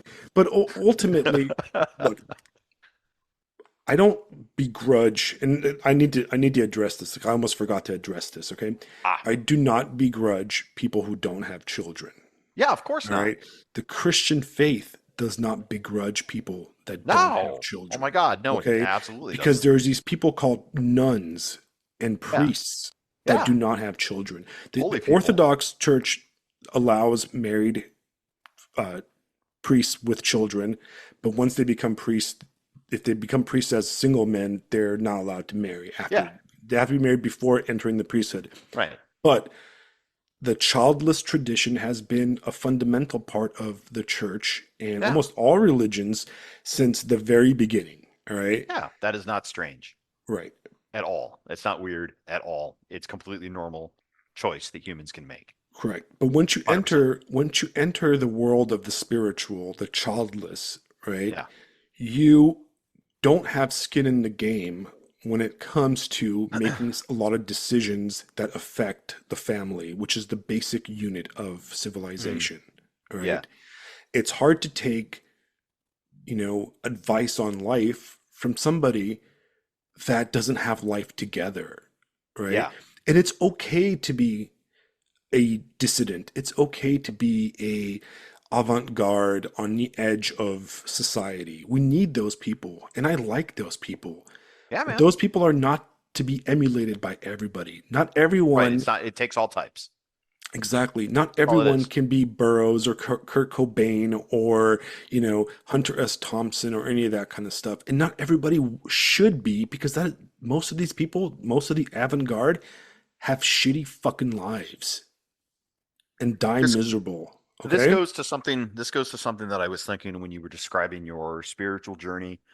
And for me, it expresses what I think about atheism. It's not for everybody. I'm not going to proselytize this shit because it's look, this is what I've decided for myself. If you want to talk about it and you want to find out how I ended up in this spot, by all means, but Right. proselytize it, come on. The vast majority of people want to have a faith. The vast majority of people, they are being their authentic selves. If they are being religious, they're part of a church, all those things. I'm not going to sit here and try to take that away. Life is too short. The old joke is you guys have all of eternity to argue about God and all this. This is all I get. So, I'm not going to waste my time trying to convince you otherwise. You know what I mean? Right. It's yeah, it takes all types. And I think as long as we believe and understand the basics, the fundamental things about what make human society function that reasonable people can't really argue with, I think that we can actually move things in a direction or at least nudge things in a direction that is better than not. Right. Anyway, Well, I mean, if you take it down to a fundamental level, right? right, Even from an atheist perspective, right? right. Let's take it down to a Carl Sagan humanism, Yeah. right? We are still the only species on this planet Yes. that has wonder and awe, Yes. all We're the right? only species as far as we know. This is the only place in the universe you can find humans, as far as we know. The only place you can find intelligence Yeah. and wonder and awe and Yeah. creativity And love. and love, right? Yeah. And This is it. we're the only animal from a strictly materialistic point, right, that can look up and see that Milky Way And pause. and pause. Look up and Exactly. pause. Right. So Yep. that right there tells you that there is something, right? Right. There's something special and unique about it. What the Yeah. answer is, that is up, for each individual to decide, right? But there is a good in the world, right? And Oh that's, yeah. how I Absolutely. said that I came to, religion, to God, through my discovery of real evil. I really came to God when I saw my daughter being born, because I Yeah. realized that there's something good. There's something Yeah. undeniably Oh 100% yeah. good. And Humans care for their children. That is one of the greatest things. right. The And greatest thing that's about the kind us. of stuff, whether you're an atheist Yeah. or a Christian or a Muslim or Yeah. whatever, Yeah. you really need that focus. You need to, everything you do should be, and this is like, I think, the center of conservatism, or the center of what I consider the right. Sure. Everything should be aimed towards the forest, right? The good, the beautiful, the grand, and looking back and looking forward, right? Yeah. Everything should be about making the world a better place for everyone, even your Yeah. enemies sometimes, right? Yeah. And There's a lot of good reasons to make it better for your enemies. right, and being a selfish materialistic prick is not the answer, No, right? look, I'd like to pivot if we can Right. to the what I'm doing and what I'm thinking about. And a big part of it is you say, being a selfish, materialistic, self-focused prick, we can't afford it anymore. We can't afford it. Mainly because this is the only place in the universe where you can find humans and find all of the things that you just described. This is the only place in the universe, as far as we know, where we've got heroes and villains. Okay. This is it, right? Everything. So in my mind, we need to play the long game. And this is one of the fundamental problems I have with so much political discourse is it doesn't look any further than the next election. It doesn't look any further than the next quarter. It doesn't look any further than the end of somebody's nose typically. And for me, what I'm doing, there's two things. One is at school. I'm a school teacher, public school teacher. That's my condor, right? To use a little Hume's well there. That's my condor. So I'm in the public school system. I'm doing the things there. And in my mind, what I'm trying to do is show kids that it's okay to look up. I'm in there screaming and yelling and talking about all kinds of stuff and having conversations and ranting and raving about everything under the sun. And then when one of them pauses, usually by fourth quarter, they start to get it. Fourth quarter, one of them pauses and goes, "How do you know so much?" Got him. Here's how.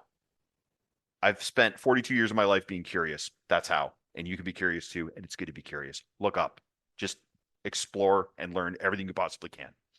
And then you'll know as much as I will someday, 40 years from now, 30 years from now, whatever. So I think that's important. We've got to make people curious again. One of the things that is a huge problem for our society is that we beat curiosity out of people at such a young age. And then we wonder why they're all a bunch of fucking morons by the time they get to adulthood. You know what I mean? You're right. So that's the thing, at least at school, like why I love the fact I am where I am and I'm able to do what I do because I can just make people curious. As far as like my scholarship and my amateur writing and all that kind of stuff, I'm trying to explore, you know, what is to be done, right? And in my mind, and this is, I don't know if I mentioned this earlier in the podcast, but one of the people that I was talking to accused me of being black-pilled. And I think that we need to stop or we need to discourage wishful thinking that somehow I can have this manifesto that will fix everything. And as long as we listen to my plan, it'll be great. Okay, sure, spitball, that's fine. But people need to learn history. People need to learn how things have worked, how things do work, and what the long term trends are. There is nothing new under the sun. Okay. Technology might make it look different. Society might make it look different, but we are dealing with the same problems that humans have been dealing with since we walked out of Africa, however many hundred thousands of years ago. All right. It's the same old shit. It always is. Right. And history moves in cycles.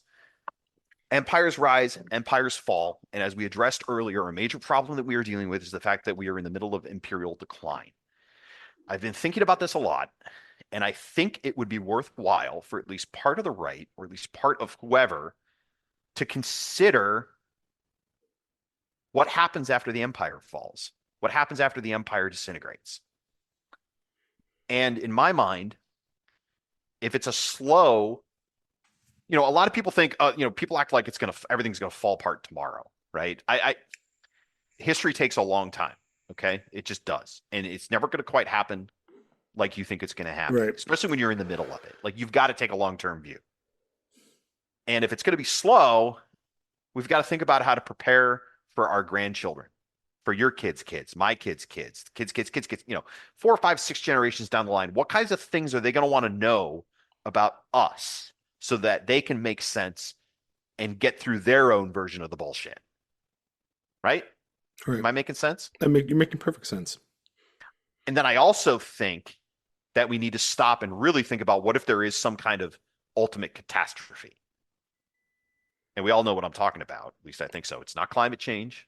Right. It's not God throwing a rock down the well. It's the big one, right? Hit the button, Nosfadanya, off the missiles go. Right. At that point, it's fucking flip a coin, guys. I got no fucking clue at that point. I can't see past that. All right. I can't see anything in that direction. And God willing, we'll never have to experience that. And even if we do, nobody. God willing that somehow it works out and not everybody goes, right? Right. I mean, that's possible. We don't know. We really don't know. That's completely uncharted territory. Now, that is very scary for a lot of people. It was very scary for me for a while, but I've paused and gone, look, we all got to go sometime. And if I witnessed that, that would be pretty freaking insane. Like, oh my God, I happen to be alive the moment this happened. Okay, well, neat. That's like I've participated in an event of myth and legend. You know what I mean? Like, well, all right. But I think that we need to look again further. Presuming not everybody goes, how do we rebuild after that? Right. A great disaster like that. What are the essentials that humans will require, and how do we leave that behind? To go back to what you were saying earlier, should the worst come to pass, people are not going to give a flying fuck about money and pussy. All right? They're going to care about, how do I learn to love each other? How do we make families? How do we rebuild? How do we grow food? Like, how do we do the basic human stuff? Right. And that's what matters. And if that's the kind of thing, yeah. And dude, if that's the kind of thing that we're going to do, that's the kind of thing we must do. If the worst comes to pass, why aren't we doing that solution for literally everything else? Right. Why are we not doing it now? Yeah. If you want to try to survive and try to have human civilization exist past the worst possible event you can imagine, and maybe it's not, nuclear war or whatever. Maybe it is, God throws a rock down the well and it's dinosaurs 2.0. What are the things that are going to help us get past that? Because that's the long-term thinking I would like to see more of, because it helps us answer the questions that we're dealing with now, because it helps you focus on what is eternal, what is constant, what has always worked. Correct. No, absolutely. And what is proven by history, not testing this random shit, but focusing on, hey, what will work and to the best we know. The discussion of collapse is like it's another boutique industry. It is a boutique industry, because I think Dave Green actually, on his last little live stream he talked about how it's trendy to talk about collapse. It's sexy. The reason people like to talk about global warming and the end of the world and asteroids hitting is because people listen to you when you're talking about the end of the world, right? You want to get chicks? Talk about the talk expanse. about mass annihilation of the human race. It's romantic. All right. It's I just watched Independence Day the other day, and it's like that scene where the dude's like, "You don't want to die a virgin." Right. I mean, everybody's fantasy for a while in our generation was the zombie apocalypse, right? Remember that whole industry? Left 4 Dead, baby. Grinding Left 4 Dead. Hell yeah. I hate zombies now because of all that stuff. Oh, yeah. So Zombieland was the end of zombies for me. After that, it was peak zombie and it was done. Yeah, no, it was definitely. Bill, I watched the first two. I watched the first 2 seasons of The Walking Dead. And once Shane died, I was like, I'm over it. I've only watched a little bit of that. My ex was really into Walking Dead for a long, long time. The first season was good. And I used to call it the Walking Grimdark. I have a funny Walking Dead story. So she was watching Walking Dead, And like the show is so humorless. That was the thing that I couldn't get over. Like there was never any kind of relief to the tension. It was very liberal And in its yeah, yeah, right. outlook on Yeah. life. Ah, that's an interesting point. No fun allowed. Anyway, there's a scene where they're in the prison or whatever, and some dude tells a joke, right? And I'm like, that dude told the joke. I bet he's gonna get killed. Literally, a shot rings out, and the guy takes it, and that like the sniper kills him. Literally in that moment, I was like, for crying out loud.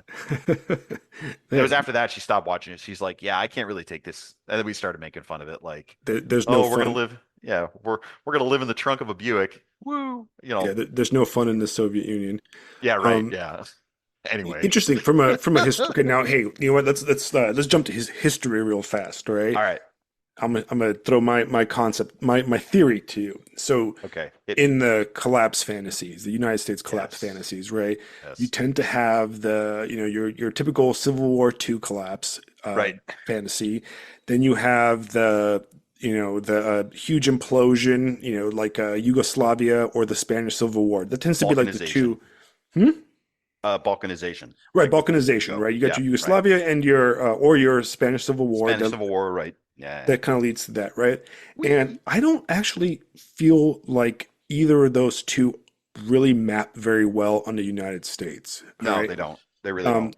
I think that the Spanish Civil War was unique because you had a, very Catholic, very unified, collapsed empire basically dealing with itself. And then the Balkanization, the Yugoslavia, you really had three or four ethnicities that were nations long before Yugoslavia.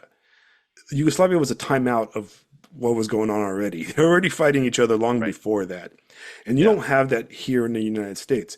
Now, historically speaking, you also hear about, oh, we're in Weimarica, it's the Weimar Republic. Well, you know what? My problem with that theory is that at least Weimar was fun. You know what I mean? It's a This lot is of no fun good allowed. art, Yeah. a lot of good art and stuff came out of the Weimar Republic, Yeah. out of Dresden. Nothing cool is coming out of this degeneracy. It's lame. Yeah. So I There's don't also see a that. lot. There's a lot in the United States where that's just not happening either. Like Right, it's a big place. Germany right. was not a big place. Look, drive across the United Concentrated States. in there. Most of it is absolutely fucking boring. Yeah, we Okay, don't have anything. We don't have anything like Berlin.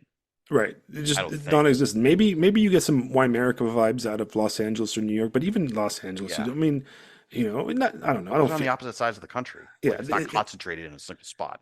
I don't feel it. I mean, I can see some similarities, but not really. Now, the one similarity, and I think that tracks the most to where we're at, is Venice, the Venetian Republic. I don't know if Ooh. you're familiar with the history Nope. of Yep. A Venice. little bit. Yeah. So the quick overview, I mean, we can do a fucking 10 podcasts on this, right? Is the Venetians was a island country founded by people leaving basically persecution. They were running away from the east, from the Huns, or from the barbarians, actually, from like the Goths or something like that. Don't quote me. Right. And they founded this republic in the middle of a marsh, and it was a very well protected. They won a few battles, Hmm. protected it, declared it a republic, and this was a nation founded by basically pirates and merchants, right? Right. Adventurers, and they built, the world's greatest navy at that time Yeah. because their sons became sailors and they ran these merchant ships. And the Venetian Republic went all the way up to Russia. They had Oh yeah. trading outposts and Oh yeah. They were all of, nuts.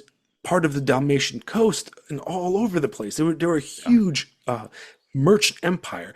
But interestingly enough, it was an empire that had very little territory. It was a Right. merchant empire. What does that sound like? The United Sounds States, like right? us.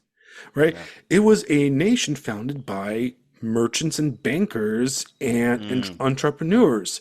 Yeah. What does that sound And like? pirates. Pirates. Wow, sounds like a bunch of, rum runners and guys that didn't want to pay taxes on tea, right? I didn't want to pay taxes on tea. Yeah. Very Bunch of similar. rebels. So Oh. what happened to Venice? What happened to Venice that won the Battle of Lepanto and defeated the Turkish navy, the Ottoman navy and saved Europe? What Yeah. happened to those guys, right? Well, what happened to them is that the merchant sons no longer became pirates. They became bankers and bugmen, Mm. basically. They stopped becoming adventurers and heroes, and they started hiring other people from all over the place to do their To be hard the work adventures for and him, heroes. right? Meanwhile, they became bugmen and they slipped into decadence. And once they Yeah. slipped into decadence, it wasn't slow. It wasn't fast. It wasn't a fast collapse. It was a Couple hundred slow, years. decadent collapse for hundreds of years, actually. The Venetian Republic did not end until Napoleon ended it. Mm. Right? Until Napoleon finally abolished the Venetian Republic during when he conquered Italy. So, and See, then we what? got into Venice last year. We got into Venice a little bit because I was doing the Roman Empire, and you know that Venice has a role to play in the fall of Constantinople. Right, Do you right. think that if we're Venice, are we in that point where they Well, kind of screw the golden goose, like they kind of start, messing with powers that they oh probably no, no, shouldn't no. mess We with? were that's long past. We've It's already long. screwed Okay. the Golden Goose. We destroyed the British Empire, Oh, I see. Okay. All right. right? We Yeah, I don't know enough about Venice, so this is giving me an yeah. interesting Post rabbit World trail War to go down. II, the United States, basically defeated the British Empire, Yeah. decolonized the entire world, and defeated Europe. Yeah. The United States, forced decolonization across the world and Right. destroyed all the European empires and became the superpower. And Yeah. that's kind of where we're at now, right?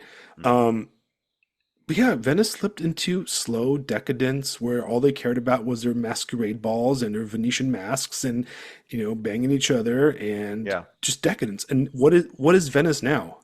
It's a museum. Yeah. It's a A glorious tourist. museum. It's a Disneyland in Europe, Yeah. basically. It's completely fake, and then maybe that's where You know we're what's heading. interesting? This is just a side note, but I want to just throw this out there to kind of complicate things a little bit. But just Arthur C. Clarke wrote a series of books about Rama. Rendezvous with Rama was the first one. It's funny. And One of my guests at have you read it? I have not read it, but one of my guests at my kid's birthday party was like, "Hey, have you ever read Rendezvous with Rama? I just downloaded it on my Kindle." Check this out.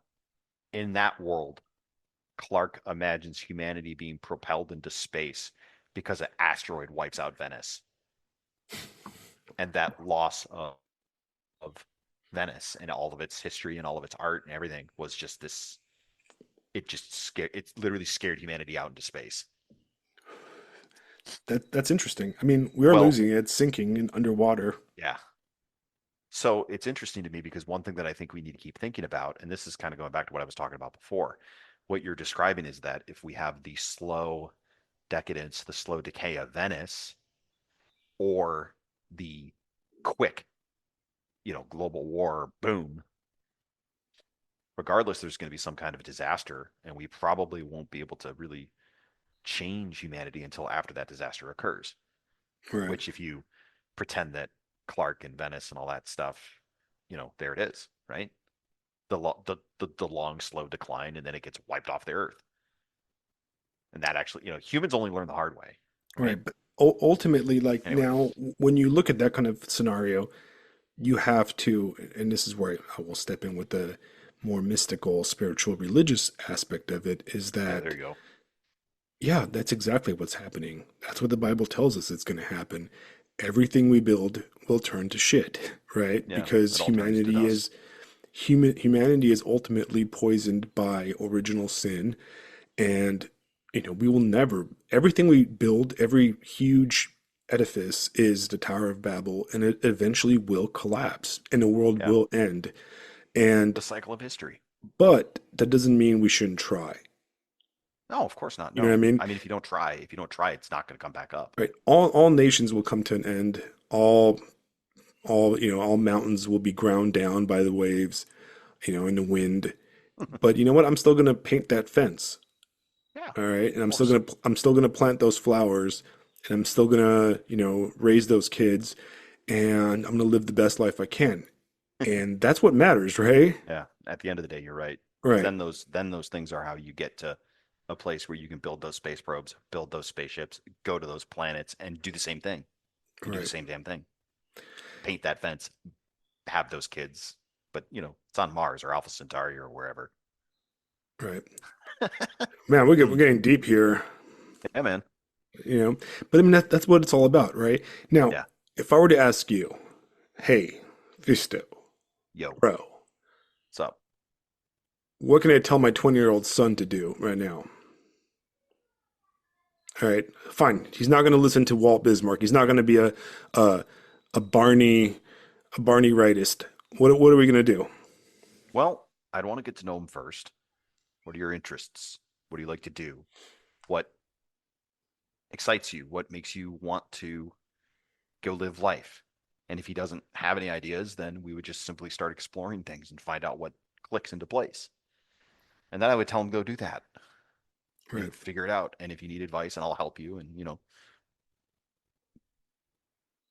just let's go do it together. Hey, let's start up a thing. Let's whatever. I don't know. I think building a relationship is the absolute first thing that you have to do with people, especially young people. They're not going to trust you just because you throw something at them and it's some spicy thing and whatever. Like kids, especially younger kids, they can smell bullshit a mile away. They right, can smell people who are not. They can smell people who are not authentic. So you have to get to know them. You have to talk to them, find out what they're about, this and that and the other thing, and kindle that forest rebel. Find the forest rebel and give him permission to go be a forest rebel. right. Right? That's my thought. No, you know what? That's well said. I would say the same thing, right? Mm, I would tell him to go somewhere, yeah. right? Leave, right? Remember, I'm a Hobbit aristocrat. Okay, that's my response, right? But Yeah. I'm the Hobbit aristocrat because I'm the Bilbo here, right? I went, I left, I went to the Misty Mountain. Okay, Yeah. I went there. I saw the elves, I saw the dwarves, I fought the orcs, you know, Yeah. and now I'm back. I'm back to the Shire, and I'm trying to keep the Shire going. But I would tell all the other hobbits, you know, go, man, go I check out want to. Rivendell, you know. You know what? It's funny. We're talking about the hero's journey. And listen, I actually have to get going here real quick. Yeah, me So too. yeah, let me wrap it up with this maybe. Remember the scouring of the Shire? Hmm. So this is the thing. Young folks, go have the journey, go live your life. And then when you come back, bring all of that knowledge, all of that courage, all of that stuff back with you. Because remember the scouring of the Shire, Sauron shows up, he's doing his thing in the Shire, and Frodo and the gang are like, oh fuck no. And just we didn't come all the way to Mordor and back to deal with this guy. And then they just freaking rock, right? Right. There it is. That's it is. You got to come back and you got to scour the Shire. All right, Yeah. man. That was a Yeah. wonderful talk. Let's do it All again right, next buddy. week. Yes, Maybe sir. invite somebody else and we'll talk about some more stuff. Okay. Lovely. All right. And before I go, all right, Yes. I want to make it clear that I do enjoy the discourse, right? Oh While yeah. we are attacking Walt here, we are attacking his ideas, not him I like how personally, this is at the end of the podcast. Hopefully he got to this point. right? I mean, I don't give a fuck if he doesn't like me or not, right? You can lick my Also taint, fair. Also right? fair. But I do enjoy the discourse, and if you're going to Yeah. put something out, I'm going to come at it, and Yeah, get rid of I yeah. expect you to come back at me too. All Yeah. right. Throw So hands. Throw hands. Be this Coleman. is Throw what it hands. is. I'm all about the going back and forth. And you know what? Yes, sir. Walt is way cooler than me probably because he's got like 8 billion followers and I don't even monetize my podcast. I do this because I enjoy listening to myself, you know? Nerd. Um, Nerd. I'm a nerd, yeah. I'm a Fucking nerd. hobbit, man. I'm gonna Yeah, scour right. my Shire Nerd. tonight. But yeah, so Walt, don't get ass mad, okay? We love you. Don't Don't block get me. butthurt. Don't get butthurt. Don't block me on Substack. All I right. I think I got blocked again, but I mean Oh my God. You know, we're never that's gonna just get, you know, look, we're never look, gonna look, get that's just invited to those New York parties, bro. You and I are never that's fine. going. We're never That's gonna go fine. to the Dime Square Red Scare parties, okay? It's over. All right, we're done. Listen, I'm not going to get invited to those parties up in New York, but I'm going to have a fortress down here with just skulls ringing it. So I mean, I'm kind of Yeah. fine with that. Like I want to see those guys come into my swamp down Now here in the low listen. country. Yeah, dude, we're going to have our own parties in the swamp with blackjack and Yeah, hookers. I'm the swamp fox, all right? The swamp fox, yes. All We right. need to talk about him at some point. Absolutely. There's actually a lot of stuff down here in Charleston and everything. All Yeah, right, Florida too. Histo, Anyway, I will all talk to right. you on the stack, and I will have this out tomorrow. And for the rest of you guys, please like, share, and you can talk shit about us all day on in the Bring it. comments. I like it. Bring it. I think Fisto makes him happy. Like if you just Listen, type his name, he appears out of nowhere and calls you an asshole. Listen, I abuse all of you in the hopes that you will abuse me back. Right. Unless you're stupid. If you're stupid, I'm just going to block you. Yeah, don't be. Look, I really only block or mute people for two reasons. Yeah. You're either really stupid or you're boring. Yeah. Those are my two sins. Boring shit libbery. Like it's like, oh. Yeah, but that's boring. That's boring. That's just so dull. That falls under boring. Yeah, it's like, okay, well, 2016 called, okay. Fucking dorks. All right, guys. Good night and have a good, I don't know, life, something. Scour the Shire and like, share, and, subscribe. All right. Peace. Blocking you.